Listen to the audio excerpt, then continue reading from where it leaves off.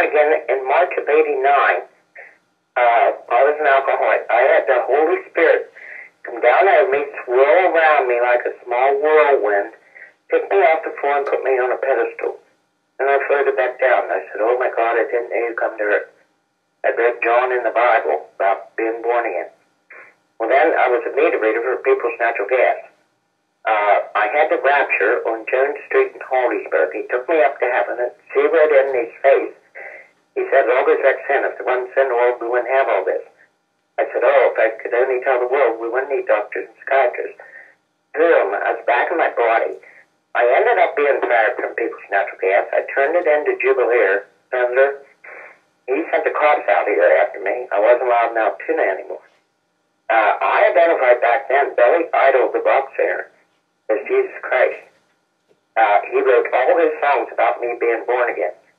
I am Mrs. Jesus Christ. Revelation, I had 4 horses. 666 was my union at People's Natural Gas, and Christ takes a wife in Revelation. Now, I've been calling different churches and letting them know this. Probably 100. Turned in the cops, everybody. Businesses out here. Now, he's supposed to announce this soon, coming up. He came back in 2005 and he said, don't you know you're God's wife? Stood here in my house. I'm at Ore Hill in Rolling Spring.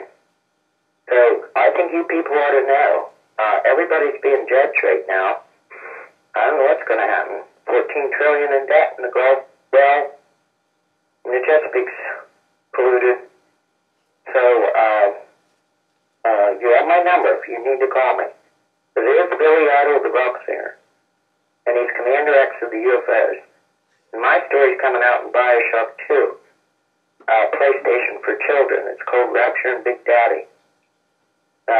But hardly anybody knows it. I'm sure Barack Obama does.